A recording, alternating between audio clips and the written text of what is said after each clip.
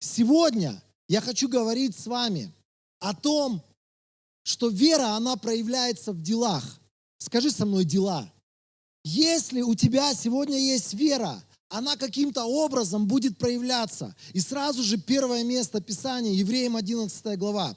Я хочу, чтобы мы прочитали с 1 стиха до 4, да, если я не ошибаюсь. С 1 стиха. Здесь 1 стих сразу же говорит о том, что такое вера. Вера – это уверенность в том, чего мы с надеждой ожидаем, и подтверждение того, чего мы не видим. Древние жили такой верой и заслужили по повелению Бога. Именно верой мы понимаем, что Вселенная была создана по повелению Бога, и что все видимое было создано из невидимого. Верой Авель принес Богу жертву лучшую, чем Каин. Верой он заслужил одобрение как праведник, когда Бог похвалил его жертву. И хотя Авель умер, он благодаря своей вере все еще говорит. Вот здесь вся глава, 11 глава послания евреям, она говорит о разных людях. Все эти люди, сама Библия свидетельствует, все эти люди имели веру. И у каждого из этих людей вера проявлялась в каких-то делах. Если я сегодня верю, моя вера будет проявляться в моих поступках. Вера, она не может быть мертвой. Вера, она в чем-то проявляет себя. И первый же человек, про которого здесь написано, это человек по имени Авель. Уникальный человек. В каком плане? Это был первый на земле, кто умер физически. Первый человек. Человек исший физически, который встретился с Богом. Об этом человеке сказано, что он имел веру. И у меня вопрос к вам, дорогие друзья. В чем проявлялась вера Авеля? Давайте вспомним об этом человеке. Он принес жертву приятную для Бога. Давай посмотрим в Бытие 4 главе описание того, что происходило в тот момент. Мы просто очень кратко пробежимся по истории жизни этого человека, чтобы нам понимать, в чем заключалась его вера. Согласитесь, странно читать, например, послание евреям, знать о каких-то героях веры и не понимать до конца, в чем же проявлялась их вера. Адам познал Еву, свою жену, и она забеременела, родила Каина. Она сказала: с помощью Господа я приобрела человека. Потом она родила его брата Авеля. Авель пас стада, а Каин обрабатывал землю. Через некоторое время Каин принес в дар Господу плоды земли. Друзья, давайте вот здесь остановимся. Это уникально, согласитесь со мной, что именно Каин первый принес жертву. То есть, когда мы читаем про этих двух парней, скорее всего, от мамы с папой, они были научены, что Бог – это Бог, который почитает жертвы человеческие. И это Бог, который смотрит не просто на сердце, не просто на внутренность. Он смотрит на мое отношение, которое я проявляю к Богу. Знаете, Бог, Он, например, Он смотрит, когда мы поклоняемся все, Он смотрит на то, как мы поклоняемся. Вы знали об этом? Бог смотрит, к примеру, на наши отношения, которые мы сегодня имеем к людям. Нам иногда кажется, что никто не видит, никто не знает, но Богу это важно, Бог на это смотрит, потому что наши действия, наши дела, они говорят больше, чем все наши намерения. И вот здесь эти два парня были научены тому, что Бог смотрит на жертвы, которые мы приносим перед Ним. Богу важно не то, как я говорю: Бог, я тебя люблю. Богу важно, насколько я эту любовь могу проявить в том, что я отдаю что-то дорогое для меня Ему. Согласитесь? Каждый из нас, мы можем внутри своего сердца сказать «да» на это, что, например, человек, который нас любит, но который для нас не готов ничем пожертвовать, он всегда вызывает сомнения, когда он говорит: я тебя люблю, Но когда дело касается, например, поделиться с тобой чем-то, когда дело касается помочь тебе в нужде в какой-то, когда дело касается, например, отдать что-то дорогое для себя самого, этот человек не хочет это сделать, это всегда говорит о том, что у человека нет любви к тебе. Поэтому, а? Поэтому отношения между мужем и женой, Библия говорит, муж должен любить свою жену. Странно, например, если я хожу в очень красивой одежде, а у меня жена замурышка. Захмурышка, замухрымышка. Мышка, короче, серая мышка, мормышка, крыса, там как хочешь называю ее. Знаете, это странно. Например, когда мужчина, он заботится только о себе, когда мужчина думает только про себя, когда мужчина, вся его жизнь крутится вокруг него, и ему все равно, какие условия он создал для того человека, о котором он говорит, я тебя люблю. Любовь проявляется всегда в делах. И вот Божьи люди, Адам и Ева, они научили своих детей, они сказали, если вы хотите показать любовь к Богу, любовь проявляется в чем? В жертве. В жертве. И вот Каин, он первый приносит в дар Господу плоды земли, а Авель пожертвовал жирные части первородных своего стада. Авель и его дар были угодны Господу. Есть у нас дальше продолжение? Но Каин и его дар не были угодны ему.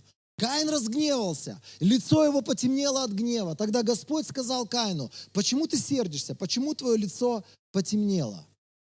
Если ты будешь поступать правильно, неужели ты не будешь принят? Но если ты поступаешь неправильно, то у твоих дверей притаился грех. Он желает овладеть тобой, но ты должен властвовать над ним. Каин сказал своему брату Авелю, пойдем в поле. Когда они были в поле, Каин накинулся на своего брата Авеля и убил его. Подождите. В смысле убил его? Начиналось все с жертвы. Начиналось все с момента, когда оба человека пришли к Богу и сказали, я тебя люблю. И они это показали своими делами. И знаете, если мы вернемся в 4 стих, это было бы несправедливо со стороны Бога, например, сказать, что Авель угодил ему своей жертвой, а Каин не угодил ему своей жертвой, если бы эти два парня не знали, как правильно угождать Богу. Согласитесь? Бог был бы несправедлив. Когда Бог выносит вердикт и говорит, мне не нравится твоя жертва, я не принимаю твою жертву. Но если Бог до этого не объяснил и не сказал, какая должна быть жертва, Бог был бы несправедлив. Но мы все знаем, что Бог, Библия говорит, не может быть несправедлив. Однозначно Адам и Ева обучили своих мальчиков о том, что жертва должна быть от тучных частей барашков.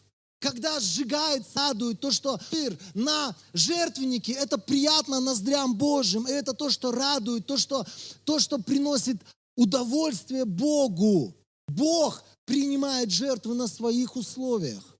Бог принимает, да, жертвы на своих условиях. Там должна быть кровь, там должен быть жертвенный ягненок, там должна быть этот сжигаемый жир на жертвеннике. Должны быть определенные божественные правила соблюдены для того, чтобы эта жертва была приятная. Но знаете, что было в сердце Каина? Он сказал, а я сделаю так, как я сделаю. И это тоже неплохо.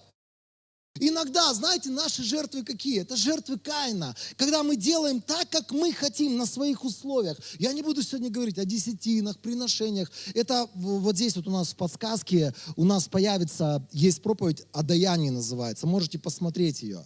В этом углу подсказка у нас появится. Но, да, я вам хочу сказать, когда мы приходим к Богу, и когда дело касается отношений с Богом, наши отношения с Богом всегда построены на жертве. Всегда, без исключения. И от того, насколько твоя жертва, она принесена так, как этого хотел Бог, настолько или столько Богу это приятно. Самое интересное, убийство начинается с жертвы. Оба приносят жертву. Одна жертва угодна, другая жертва не угодна. Знаете, я размышлял об этих двух парнях в последнее время. И я знаю, что у Каина была своя философия жизни. Каин, тому парню, который в голове, он думал, где я возьму барана? Он думал, да я не пойду к этому парню, который выращивает баранов. Вот у меня есть картошка, я вырастил картошку. Тем более картошка. Знаете, он сам в себе, наверное, такой хитрый был коммерсант. Он сам в себе договаривался. Иногда мы внутри, когда дело касается особенно денег, мы внутри договариваемся сами с собой. Когда дело касается каких-то принципов, мы внутри договариваемся. И Каин сам с собой договаривался. Он говорил, 10 килограмм картошки дешевле, чем 10 килограмм баранины.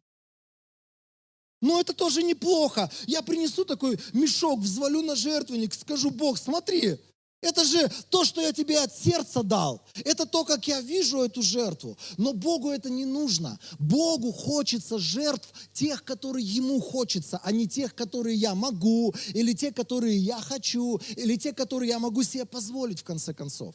Философия этого парня была, сегодня очень много ребят с такой философией. Они говорят, я буду давать Богу, не проблема. Когда раскручусь, когда стану богатым.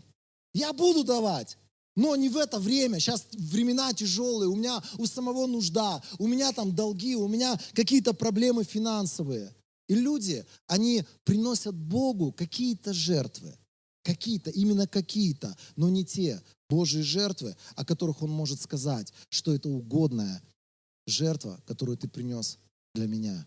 Друзья, когда мы говорим вообще о финансовых жертвах, когда мы говорим о том, чтобы что-то отодрать от себя, чаще всего мы будем встречаться с этой философией мира сего, которая говорит, зачем тебе что-то отдавать, думая о том, как что-то получить, думая о том, как что-то где-то урвать. Знаете, сегодня философия жизни очень интересная. Люди многие, когда слышат, что ты ходишь в какую-то церковь, и там тебе говорят о том, что все строится с Богом в отношениях на даяние, что даяние – это что-то связанное с верой, многие люди начинают смеяться над тобой, потому что их философия Каина, надо получать. Надо выкруживать, надо выкручивать, надо делать какие-то накопления для себя. Не надо никому ничего давать. Тем более в какую-то там неведомую секцию, в которую человек попал. Я одно место Писания хочу сразу же посмотреть. Ефесянам 5 глава с 1 стиха. Знаете, когда мы читаем это место Писания, мы недооцениваем, в каком контексте оно написано. Я хотел бы, чтобы вы обратили внимание. Подражайте Богу, будучи Его любимыми детьми. Живите в любви, как и Христос нас полюбил и отдал самого себя за нас, как жертвенное приношение Богу, в приятное благоухание. Вот здесь, подожди пока, 2 стих оставь. Вот здесь описан Христос, который что сделал? Который себя самого отдал. Когда мы читаем о Боге нашем, о Боге, которому Бог призывает нас подражать, когда мы вообще говорим слово «даяние», первый, кто был даятель, это тот, кто сегодня, живущий на небесах, отдал самое дорогое, что у него было, Сына Своего. Это тот, который оторвал от себя самое ценное и отдал ради тебя и ради меня. Бог наш – это Бог, который даятель. Это Бог, который показывает пример. Иисус – это жертвенное приношение Богу, в приятное благоухание принесенное. И дальше написано, 3 стих. «Среди вас ни в коем случае не должно быть даже намека на разврат». Послание Ефесянам 5 глава. И дальше, или другую нечистоту, или, подожди, блуд, реально страшный грех. Нечистота, разврат – это то, за что были разрушены Содом и Гоморра. Это то, о чем Бог говорит сегодня. Если ты пребываешь в этом состоянии блуда, нечистоты, гомосексуализма, Библия говорит, что ты теряешь спасение. И на этом же уровне, в этой же плоскости написано, то есть блуд или жадность – одно и то же. Я что-то недопонимаю? Или так есть? Так написано здесь, друзья. Здесь написано, что да пусть у вас не будет даже намека на разврат или другую нечистоту или жадность. Вот этот моментик, это то, что является философией Каина. Когда дело касается Божьих жертв, у Бога есть четкое ожидание, что ему надо. А человек с жадным сердцем, он говорит, нате вам, Боже, чего нам не гоже. Нате вам, Господи, вот там 20 сомиков, но все равно они у меня валяются в кармане уже 3 дня, я не знаю, что с ними делать, ничего на них не купишь. Я вот пожертвую это вот там куда-то в ящик. Знаете, это не те жертвы, про которые говорится о том, что это мужи веры, о том, что это мужи Божьи, которым нам надо подражать сегодня. Жертвы, которые приносил Авель, они чего-то стоили этому человеку. Ни один муж Божий, слушайте меня внимательно, ни один муж Божий никогда не может быть жадным человеком.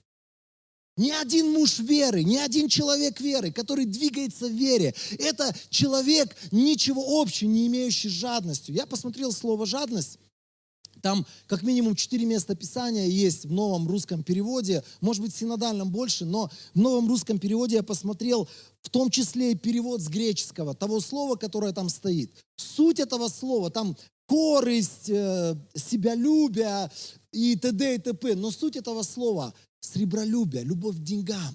Каким-то вот настолько прилеплен к какому-то имуществу, когда ты настолько прилеплен к каким-то вот этим земным ценностям, что твое сердце, оно готово поменять что-то небесное вот на вот эти вот вещи, которые ты можешь потрогать своими руками. Лука 12 глава, посмотрим. Здесь написано так, Иисус говорит про жадность. Он говорит, берегитесь жадности. Друзья, когда мы говорим о даянии, всегда это вторая сторона медали, это жадность. Это та вот философия сегодняшнего человека, который договорится с Богом, который будет торговаться с Богом до последнего, который будет с Богом находить какой-то компромиссик. Но это те вещи, которые приходят от того, о чем Иисус говорит, беречься нам. Берегите жадности. Как бы ни был богат человек, его жизнь не зависит от этого.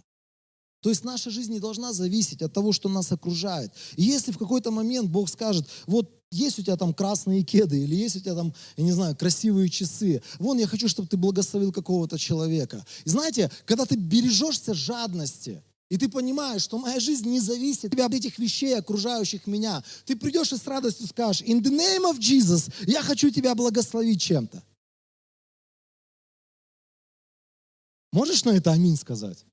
А вот, друзья, охота сказать, я вас и поймал. Нет, я не собираюсь никого ловить. Знаете, я тоже был такой же человек, который аминь говорил, когда я слышал слова о том, что нужно жертвовать, нужно давать. Бог иногда приходит такими в нашу жизнь моментиками, когда Он начинает говорить, вот у тебя есть в стадии ягненок, самый дорогой твоему сердцу. Ты видел, как он рос, ты видел вот его прогресс. Для тебя он как сын родной. Я хочу, чтобы ты вот это отдал для меня.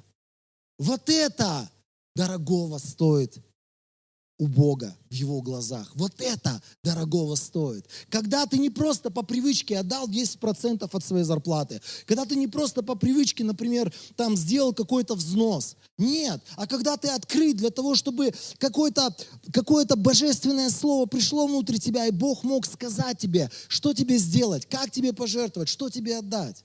И тогда мы будем церковью даятелей, настоящих даятелей. Когда мы открыты для того, чтобы Он нам говорил, вот у тебя есть там велосипед, благослови того человека. Вот у тебя есть там автомобиль, Ауди, отдай вон тому человеку. Вот у тебя есть какое-то имущество, вот у тебя есть что-то, вот у тебя есть какие-то вещи, которые тебе нравятся. Отдай эти вещи другим людям. Знаете, это все приходит мало-помалу, шаг за шагом. Я помню, когда мы в 90-е, я помню, что в 93-м году, 90-е годы были вообще такие странные, шальные, да, шальное время. $50 у нас средняя зарплата была, 50-100 долларов по городу. Помните это время? Трудно было всем. Кто-то ел картошку, кто-то ел макарошки, кто-то просто смотрел на тех, кто ест картошку и макарошки. И куда-то уезжал для того, чтобы найти лучшую жизнь. Мы точно так же проходили все эти трудности, когда дело касается даяния, и ты понимаешь, у тебя особо-то и нечего дать. Ты там отдаешь, да, десятину и приношение, это стабильные вещи, которые ты даешь. Но когда дело касается с кем-то чем-то поделиться, царямба, у меня у самого нет. Но иногда Бог может тебе напомнить то, о чем даже ты забыл, когда ты говоришь, что у тебя ничего нет. Я помню, у нас ситуация такая была. Приехал человек один, муж с женой. Муж был бизнесмен, жена была служитель из Соединенных Штатов. И Они приехали, Алина их переводила, они служили у нас в Кыргызстане, и они знали, что там будет переводчица Алина, и эта женщина привезла ей кучу косметики, кучу всяких благословений из Америки. И знаете, когда ей дарили эту косметику, а был еще же муж, вот он я молодой такой, я тоже был такой, да, где моя косметика, но я не пользуюсь до сих пор косметикой. Вот, и суть. Этому человеку, видимо, так неловко стало, что вот все подарки для моей жены, и он думает, что бы и вот этому парню подарить. И он мне подарил ручку. Знаете, такая ручка была, вот тогда мы все писали от руки, это сегодня, я уже не помню, когда я последний раз ручкой пользовался. Тогда ручка это был, ого-го. Иногда даже можно было статус подчеркнуть своей ручкой. Так вот, он мне дает эту ручку и говорит: Денис, хочу тебя благословить этой ручкой. Вы сейчас поймете, о чем я. Он говорит, таких ручки 2 на земле, 2. У меня и у вице-президента моей компании. Они были заказаны в какую-то там крутую компанию на заказ. И это были ручки там сколько-то, кучу денег стоившие. И это просто пушка. И ты будешь единственный человек в этой части мира, у кого есть такая ручка. Знаете, когда он уехал, я всем показывал, прикинь, у меня вот есть вот такая ручка, я говорю, потрогай. Люди брали в руки, вау, какая она тяжелая. А я говорю, попробуй пописать, смотри, как пишет. И знаете, она там писала просто вот за тебя сама, да, такая просто пуф, не ручка, а пушка какая-то. И я помню однажды, вот это вот просто, знаете, это вот то, что вот у каждого есть вот свой маленький барашек, которым мы хвалимся, которого мы лелеем, и который однажды должен быть принесен на жертвенник. Однажды к нам пришла сестра одна с 2 подростками, мальчишками, один там в 1, другой во 2 классе учился, погодки. И мне Бог говорит, отдай ручку вот этому пацану. В смысле? Таких ручек 2 на земле, подчеркивала. Какому-то вонючему-то какой-то компании. Я, знаете, статус мой это подчеркивала. Какому-то вонючему пацаненку я это отдам. В то время, сестра, немного надо было, чтобы статус подчеркнуть. Кожаная куртка, какие-нибудь классные кроссовки и ручка. Вам смешно, но ручка для меня такую ценность представляла. И мне пришлось там с Богом договариваться, как я ему эту ручку отдам, как я ему подарю. Я ему отдал, и потом я еще пытался какое-то время узнать, что стало с той ручкой, не стырили у тебя эту ручку. Это так быстро привязывается к нашему сердцу. Я маленький пример рассказываю, смешной, на YouTube кто-то смотрит часто и ржет надо мной. Но я тебе могу сказать, у каждого из нас есть свой барашек, которого мы хотим оставить для себя. И сказать, Бог, вот тебе 10 килограмм картошки взамен. Бог говорит, нет, нет, нет. Я хочу того барашка. Потом были разные ситуации, когда я сидел дома, и Бог мне говорит, вон там у тебя костюм, типа там итальянский висит, подари тому человеку. Вон там у тебя машина стоит, отдай это в счет оплаты там за строящееся помещение. Сделай какие-то вещи. И каждый раз ты торгуешься с Богом. И ты говоришь, Бог, ну можно хотя бы, эту машину-то оставь мне, я пешком иначе буду ходить. Дайте велик я тому пожертвую, или вон то сделаю. Каждый раз мы договариваемся с Богом. Но человек, который растет в вере, он говорит, Бог, спасибо тебе за то, что ты говоришь, и за то, что я могу быть верным и делать эти жертвы, и быть человеком даяния. Знаете, кто такие мужи Божии? Это люди прежде всего, растущие в даянии, это люди, которые дают, это люди, которые жертвуют. Это не те, которые живут только для того, чтобы себя окружить какими-то вещами. Это люди, которые говорят, Бог, что я могу отдать? Чем я могу других благословить? И лучшие церкви или церковь, которую мы сегодня строим, мы хотим, чтобы она тоже в этот список попадала. Это церкви дающие, это церкви жертвующие, это церкви, которые имеют эту философию Авеля, и они говорят, Господь, самое лучшее, что у меня есть, я готов отдать для Тебя. Знаете, вот эти вот вещи, они маленькие, они часто незаметные. Это вещи внутри нас происходящие. Это вещи, которые только ты и Бог на твоем уровне взаимоотношений с Богом происходящие. Когда Бог, Он просит что-то, чтобы ты что-то отдал для кого-то, чтобы ты чем-то пожертвовал для какого-то дела, там, дела Божьего или дела в церкви. Это те вещи, на которые ты откликаешься, и Бог это ценит. И для Бога это важно. И Бога это радует. Можете аминь на это сказать? У нас есть несколько мест Писания. Я хотел бы очень быстро по этим местам Писания сейчас пройти. Это такие обещания для людей, которые сегодня дают. Это обещание для тех людей, которые выбрали позицию Авеля, которые говорят, я хочу расти в этом отношении. Знаете, есть куча мест Писания, которые, например, они говорятся о людях Божьих, но если ты не будешь действовать определенным образом, эти места Писания тебе ничего не дадут. Они никак не станут для тебя благословением. Но если ты сегодня встал на эту тропу даяния, если ты встал на эту тропу Авеля, то вот эти места Писания, как минимум, 4 места Писания прочитаю, 3 места Писания прочитаю. Второе послание Коринфянам, 9 глава, 6 стиха. «Помните, кто скупо сеет, тот скупо и жнет. И кто сеет щедро, тот щедро и жнет». Дальше там написано, каждый пусть дает столько, сколько ему подсказывает сердце, не с огорчением и не по принуждению, потому что Бог любит того, кто жертвует с радостью. Дальше там написано, Бог может обеспечить нас всем. И знаете, если бы не было 6 и 7 стиха о том, что мы даем, о том, что мы жертвуем, не было бы и 8 стиха, потому что 8 стих вытекает как обещание для дающих людей. Библия говорит, Бог может обеспечить тебя всем, что нужно, чтобы у тебя всегда было всего в достатке и с лихвой хватало еще на любое доброе дело. Как написано, Он щедро раздал свое имущество бедным, и Его праведность длится вовек. И там 10 стих. «И тот, кто дает семя сеятелю, кто дает людям хлеб в пищу, тот умножит посеянное вами. Сегодня приношу жертву вашей праведности». Друзья, я даю. Я жертвую, я сегодня приношу свои жертвы, и они вычисляются финансово, они вычисляются как-то материально. Жертвы мои можно потрогать, их можно увидеть. Это жертвы, которые дороги моему сердцу. Но я знаю одно, что эта жертва открывает действие Божьего обетования на мою жизнь. Я даю, от Бога дастся. Я сею, я буду пожинать. Я сегодня даятель, и я знаю, что у Бога не прекратится процесс давать в мою жизнь и увеличивать жатву в моей жизни. Аллилуйя!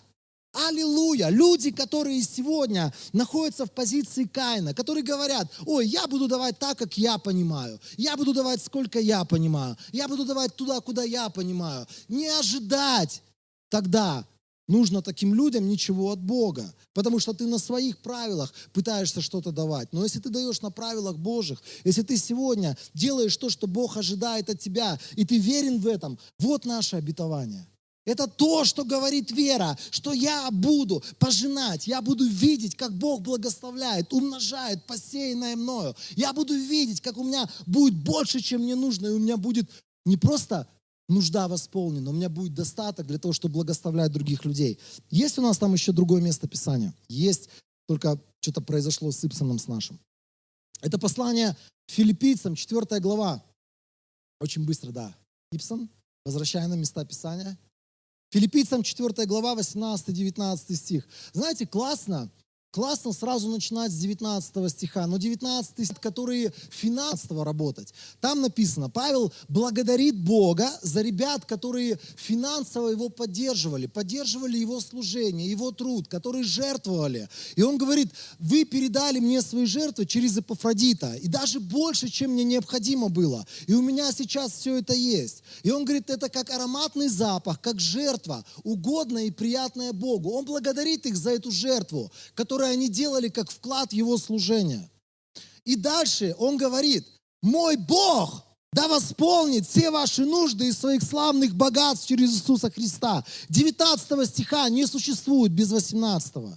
Ты можешь просто заговориться, и тебе может казаться, что это круто, слова веры, что мой Бог будет восполнять все мои нужды, но до тех пор, пока ты не начнешь жертвовать, пока ты не начнешь давать, пока ты не начнешь сеять, 19 стих работать не будет.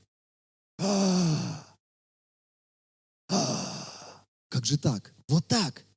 Есть куча людей, которые, знаете, мы можем какие-то вещи говорить, мы можем какие-то вещи провозглашать, и нам кажется, что это слова веры. Но если мы не делаем то, что Бог говорит нам делать, не совершаем дела жертвы, если мы не приносим своего ягненка на жертвенник, эти места Писания, которые с обещаниями от Бога, они ничего делать в нашей жизни не будут. Мне очень нравится Малахия, 3 глава. Многие люди говорят, ну, конечно, вы же там десятинщики, вы берете десятину, десятины в церкви. Я не десятинщик, я ничего не беру. Я даю на протяжении почти 30 лет вместе со своей женой десятины, приношения. И мне очень нравится именно 10 и 11 стих, как обещание цитировать перед Богом моим. Когда я вспоминаю о своих деньгах, я говорю каждый раз одно и то же. Я говорю: Бог, я приношу десятины, приношения в Твой дом. Я жертвую те вещи, которые Ты мне сказал жертвовать. И я знаю, что Ты отворишь надо мной окна небесные, и Ты изольешь на меня благословение так щедро, что у меня не хватит места их вмещать. И дальше там написано, что Он не даст вредителям пожирать мой урожай, и с виноградных лоз на моих полях не опадут плоды. Я провозглашаю эти места Писания, потому что у меня есть дерзновение это делать, потому что я приношу того ягненка, которого я должен положить на жертвенник. Друзья, я хочу вас вдохновить сегодня. Вера, и в этом нам необходимо расти. Вера – это даяние. Вера – это жертва. Вера – это что-то оторвать от себя. Вера – это чем-то поделиться. Вера – это не о себе только думать. Вера – это вещи, в том числе связанные с твоими десятинами, приношениями, какими-то особенными жертвами, которые ты делаешь. Это все называется вера. И я хочу, чтобы мы были церковью, растущей в вере. И церковью, даятелей, церковью, которая дает, которая жертвует. Есть, например, небольшие церкви, но мы постоянно, например, я постоянно помню об этих церквях. Почему? Потому что, например, я сталкивался с ребятами из больших церквей, сталкивался с ребятами из небольших церквей, но у меня некоторые ребята вот из небольших церквей благословили каким-то невероятным образом мое сердце. Почему? Потому что они сделали вклад в развитие Царства Божьего в нашей стране. И, например, одно из зданий, в котором я участвовал в строительстве, оно целиком практически и полностью состояло из пожертвований одной небольшой австралийской церкви. Там около 100 человек было на тот момент. Но они дали нам столько, что нам хватило купить каркас здания. Например, есть ребята, которых я сегодня могу назвать даятели, но когда вы встретите этих людей, вы будете говорить: кто? Вот этот чувак даятель? Да он на Фиат Пунто ездит. Фиат Пунто. Это что, да, что это? Я когда узнал, какая у него машина, я думаю, да, этот чувак точно не бизнесмен, но он был даятель по сути по своей. Потому что он имел определенную, например, пенсию, он имел определенный доход там со своей какой-то деятельности. И большую часть денег, он говорит: мне много не надо, я финский пенсионер, я живу в Финляндии, хожу за грибами, хожу за ягодами, там шишками питаюсь, я не знаю, где он там еду себе добывал из леса. Но он говорит: все деньги я аккумулирую, чтобы когда я приеду сюда, в вашу страну, делать какой-то финансовый вклад. Есть куча людей, о которых мы с Алиной вспоминаем, и мы понимаем, что они не выглядят как бизнесмены. Они не ездят на Лексусах 570-х. Они не кичатся и не бахвалятся какими-то своими, знаете, этими золотыми орнаментами на своих там, в своих отделках и ремонтах, на потолках на своих. Но это люди, которые дают столько. Когда ты видишь их жертву, ты думаешь: кто он вообще? Кто этот человек? И эти люди тебя удивляют. Не тем, на чем они ездят, и не тем, чем они владеют, а тем, сколько они дают и как они это делают. Давайте будем церковью, которая удивляет сегодня Господа. Аминь.